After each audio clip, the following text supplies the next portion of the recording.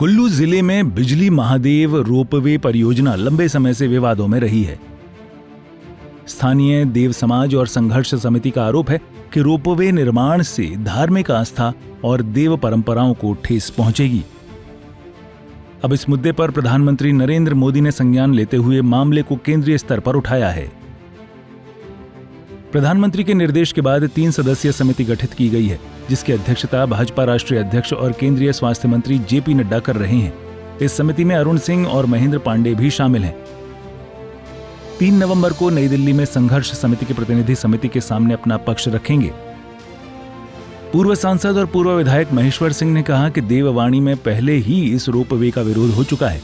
उन्होंने कहा कि देव समाज की मान्यता के अनुसार बिजली महादेव देवस्थल पर किसी भी प्रकार का निर्माण देव इच्छा के विरुद्ध है। महेश्वर सिंह ने साफ कहा, रोपवे परियोजना निरस्त होनी चाहिए क्योंकि देव समाज ने इसे स्वीकार नहीं किया।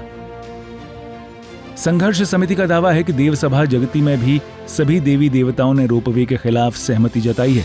समिति का कहना है कि धार्मिक स्थल के प्राकृतिक स्वरूप और आस्था से किसी भी तरह की छेड़छाड़ बर्दाश्त नहीं की जाएगी।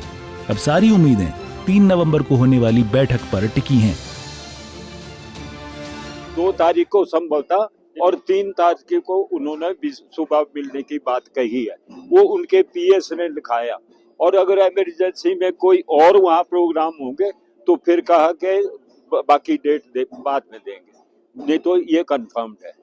तो ये तो नड्डा जी हैं और फिर साथ में 3 आदमी हैं, अरुण सिंह जी है और एक हमारे प्रदेश पांडे, महेंद्र पांडे, ये 3 की कमेटी बनाई।